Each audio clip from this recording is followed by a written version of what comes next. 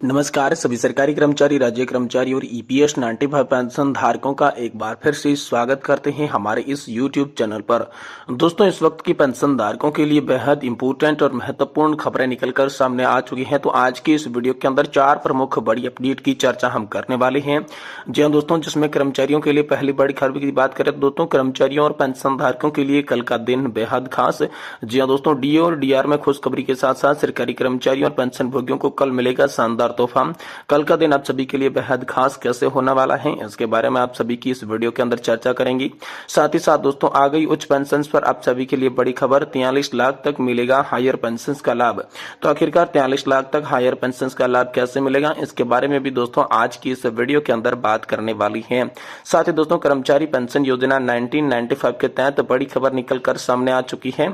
EPFO से कैसे ले लाभ और आश्रित बच्चे पेरेंट्स आपकी मृत्यु के बाद ऐसे पा सकते हैं जमा पूंजी। साथ ही मिलती है ये 7 तरीके की पेंशन। तो आप सभी को 7 तरह की पेंशन कौन सी मिलती है, पैसा ही पैसा आप सभी को कैसे मिलता है, इसके बारे में भी बात करेंगे। वहीं दोस्तों, पेंशन के टेंशन को लेकर बड़ी खबर आ रही है। विभाग की सीढ़ियां चढ़ते चढ़ते फूल रही है सांस, कांप रही है पैर। जानिए क्या कहते हैं परेशान पेंशन धारक, बुजुर्ग पेंशन धारक, इसके बारे में आज की इस वीडियो के अंदर बात करेंगे। साथ ही कर्मचारियों ने यहाँ पर जो है बढ़े हुए महंगाई भत्ते के ऐलान के साथ साथ समान 3 किस्तों के अंदर डीए एरियर का लाभ मिलेगा। आप सभी को मई के अंदर खाते में पैसा भेजा जाएगा। इसको लेकर दोस्तों बड़ी खबर निकलकर सामने आ चुकी है।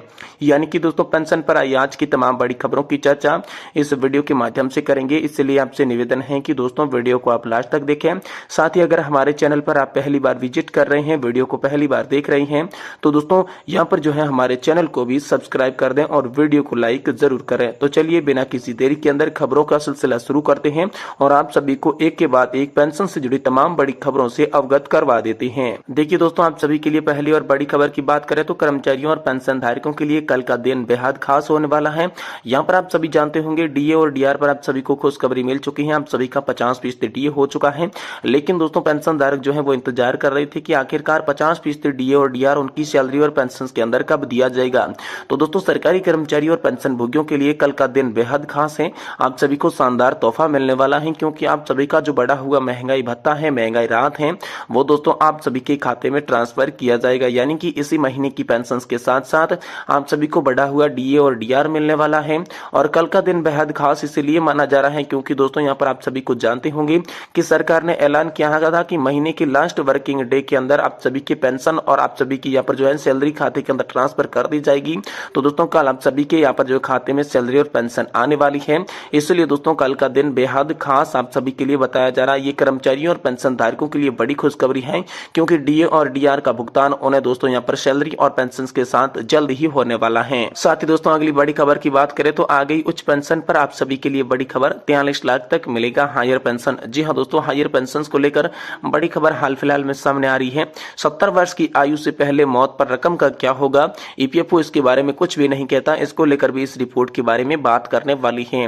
तो चलिए दोस्तों, शुरुआत करते हैं और पूरी जानकारी आपको देते हैं। लेकिन आपसे निवेदन रहेगा कि वीडियो को आप लास्ट तक देखेंगे, तभी दोस्तों आपको सारी जानकारी समझ में आएगी। जी हाँ दोस्तों, ईपीएस 95 हायर पेंशन को लेकर अब भी सवाल उठाए जा रही हैं। ईपीएफओ ने केरल हाईकोर्ट में हल्फनामा दिया है, जिसकी बातों को लेकर पेंशनर्स कल्याण कुमार सिन्हा ने कई बड़े सवाल आप सभी के लिए उठा दिए हैं। जी हाँ दोस्तों, उन्होंने बातचीत में बताया कि लुभावने अंदाज में ईपीएफओ हल्फनामे में कहता है कि यदि पेंशन भोगी 80 वर्ष की आयु तक जीवित रहता है तो उसे पेंशन के रूप में कुल 83 लाख रुपए मिलेंगे। लेकिन बड़ी आसानी से इस तथ्य को छुपाने की कोशिश भी कर रहा है कि यदि पेंशन भोगी 70 वर्ष की आयु से पहले मर जाता है तो पेंशन फंड में निवेश की गई राशि का क्या होगा, वह राशि आखिर किन्हें और कैसे मिलेगी। आपको बता दें कि ईपीएफओ ने अपने हल्फनामे में केरल हाईकोर्ट को बताया है कि यदि वीआर बालू यदि 28.29 लाख रुपए उच्च पेंशन योजना से वापस कर देते हैं तो उन्हें प्रतिमाह 31,673 रुपए का उच्च पेंशन के रूप में अतिरिक्त राशि मिलेगी। इन्हीं केस के आधार पर दोस्तों 83 लाख रुपए की बात सामने आ रही है। हर केस की राशि दोस्तों आप सभी के लिए अलग अलग हो सकती है। वही दोस्तों, ये याद रखना चाहिए कि पीएफ पेंशन योजना सरकारी पेंशन योजना की तरह समय समय पर महंगाई भत्ता और कई पेंशन संशोधन प्रदान नहीं करती है, क्योंकि एक बार तय की गई पेंशन की राशि कई वर्षों तक यहाँ पर समान रहती है। इसलिए मुद्रास्फीति के कारण पेंशन राशि का मूल्य तो घटता ही रहता है। वही दोस्तों, बड़ी जमा राशि पर कम प्रतिफल आप सभी को मिलता है। इसमें दोस्तों पेंशनर्स का कहना है कि ईपीएफओ के द्वारा पेंशन फंड में भुगतान की जाने वाले 28.29 लाख रुपए की अतिरिक्त राशि का बैंक में एफडी प्राप्त करने तुलना में यहाँ पर देखा जाए तो स्पष्ट है कि ईपीएफओ पेंशन भोगियों के साथ न केवल बेईमानी कर रहा है बल्कि उसे धोखा देकर यहाँ पर उस पर उतारू हो रहा है। तो यहाँ पर ये बड़ी खबर आ रही है कि एफडी में यहाँ पर ब्याज भी ज्यादा मिलता है, लेकिन जो पेंशनधारक को पेंशन है वो ईपीएफओ बिल्कुल कम दे रहा है। वही दोस्तों अगली बड़ी खबर की बात करें तो कर्मचारी पेंशन योजना 1995 को लेकर बड़ी खबर आई है। कर्मचारी भविष्य निधि संगठन से कैसे लाभ प्राप्त कर सकते हैं, आश्रित हो, बच्चे हो और पेरेंट हो, आपकी मृत्यु के बाद कैसे आप सभी जमा पूंजी पा सकते हैं और किस तरह की 7 पेंशन पा सकते हैं, ये 7 की पेंशन आप सभी को यहाँ पर जो है इस वीडियो के माध्यम से बताने की कोशिश करेंगे। देखिए दोस्तों, कर्मचारी भविष्य निधि संगठन के सदस्यों के लिए खास खबर है। कर्मचारी पेंशन योजना 1995 के सदस्यों को अनेक लाभ दोस्तों मिलते हैं। इस योजना के अंतर्गत आप रिटायरमेंट होने के बाद सेवानिवृत्ति से पहले भी पेंशन के हकदार बन सकते हैं। साथ ही इस पेंशन योजना के अनेक प्रकार में, जिसमें आप आश्रित, आपके माता पिता, बच्चे और पत्नी सहित अन्य आपकी मृत्यु के बाद पेंशन का लाभ ले सकते हैं। दोस्तों यहाँ पर जो है ईपीएफ स्कीम के अंतर्गत दी जाने वाली पेंशन की सुविधाएं कई प्रकार की होती है। इसमें प्रमुख रूप से आप सभी के लिए 7 पॉइंट में ऐसे समझाया जाता है। तो दोस्तों चलिए आपको 7 की 7 पॉइंट बता देती हैं। देखिए, पहली है सुपर एनुअल यानी कि वृद्धावस्था पेंशन। यह 10 साल तक सदस्य के साथ कम से कम 58 वर्ष की आयु पूरी करने पर दी जाती है। सदस्य चाहे सेवारत भी क्यों ना हो, उन्हें 58 साल पूरी होने से अगले दिन ही पेंशन मिलना शुरू हो जाएगी। वही दूसरी है दोस्तों पूर्व पेंशन। यदि सदस्य 10 वर्ष की सदस्य के बाद नौकरी छोड़ देता है और किसी भी ऐसे प्रतिष्ठान में काम नहीं कर रहा जहां पर ईपीएस 95 पेंशन योजना लागू है, तो वह सदस्य 50 वर्ष की आयु पूरी करने के बाद पूर्व पेंशन यानी कि घटी दर पर पेंशन प्राप्त कर सकता है।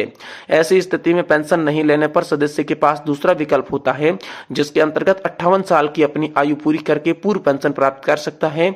यदि सदस्य पूर्व पेंशन लेना चाहता है तो 58 साल की कम आयु का हो, तो 58 साल के आयु के होने जितने वर्षों में कम होंगे उतने प्रत्येक वर्ष के लिए 4% की दर से पेंशन आप सभी की घट जाएगी। वही दोस्तों तीसरी है विकलांगता पेंशन। यदि सदस्य पूर्ण और स्थायी विकलांग के कारण नौकरी छोड़ देता है तो वह इस पेंशन योजना का हकदार हो जाता है। इसके लिए किसी भी तरह का न्यूनतम सदस्यता अवधि की शर्त लागू नहीं होती है, सिर्फ 1 महीने का अंशदान जमा करवाना आप सभी के लिए पर्याप्त होता है। वही चौथी है विधवा और बाल पेंशन। यदि सदस्य की नौकरी रहते हुए उनकी मृत्यु हो जाती है तो उनकी पत्नी और बच्चों को पेंशन मिलेगी। इसमें 25 वर्ष से कम आयु के 2 बच्चों को पेंशन दी जाएगी, जबकि सदस्य के 2 से ज्यादा बच्चे हो तो पहले 2 बच्चों को 25 वर्ष से कम आयु होने पर पेंशन दी जाएगी। इस पेंशन के लिए सदस्य का मात्र 1 माह का अंशदान जमा करवाना अनिवार्य है, जबकि कोई बच्चा पूर्ण विकलांग है तो उसे जीवन पर्यंत पेंशन दी जाएगी। वहीं बड़ा बच्चा जब 25 साल का हो जाए तो उसकी पेंशन बंद हो जाएगी, तीसरे बच्चे की पेंशन शुरू हो जाएगी। इस प्रकार यह क्रम चलता रहेगा जब तक सभी बच्चे 25 साल की आयु पूर्ण नहीं कर लेते हैं। और दोस्तों पांचवी है अनाथ पेंशन। यदि सदस्य की मृत्यु हो जाती है और उनकी पत्नी जीवित न हो तो केवल बच्चे ही जीवित हो जाते हैं, तो ऐसी स्थिति में दोस्तों इसे पेंशन योजना का लाभ दिया जाता है, जिसमें 25 वर्ष से कम आयु के 2 बच्चों को पेंशन दी जाती है। बाल पेंशन की तरह ही इसमें पहला बच्चा 25 वर्ष का हो जाएगा तब उसकी पेंशन बंद होगी, तीसरे बच्चे की पेंशन शुरू हो जाएगी। इस प्रकार यह क्रम चलता रहेगा जब तक सभी बच्चे यहाँ पर 25 साल के नहीं हो जाते। और छठी पेंशन है नामांकित पेंशन। यह पेंशन सदस्य द्वारा ई नामांकन के नॉमिनेट किए गए व्यक्ति के सदस्य की मौत के बाद मिलती है। पेंशन योजना में नामांकन सिर्फ तभी संभव है जब सदस्य के परिवार का कोई व्यक्ति जीवित न हो। यहाँ पर परिवार से तात्पर्य है कि पत्नी, बच्चे और पति से। और साथ ही 7वीं पेंशन है आश्रित माता पिता को पेंशन। जी हाँ दोस्तों, आश्रित माता पिता अथवा आश्रित पिता को पेंशन का उल्लेख है यदि सदस्य की मौत के समय वह अविवाहित हो या उसे किसी सदस्य को नामांकित नहीं किया हो। ऐसी स्थिति में उनकी आश्रित पिता को पेंशन देय होती है। यदि पिता जीवित न हो तो आश्रित माता को जीवन पर्यंत पेंशन मिलती रहेगी, पिता को जीवन पर्यंत पेंशन मिलेगी एवं यहाँ पर जो है पिता की मृत्यु के बाद माता को यहाँ पर जो है पेंशन मिलेगी। तो ये बड़ी खबर आप सभी के लिए निकल कर आ रही है कि यानी कि ईपीएफओ यहाँ पर 7 प्रकार की पेंशन आप सभी के लिए देता है, जो कि हमने आपको आज की इस वीडियो के माध्यम से देने की कोशिश की।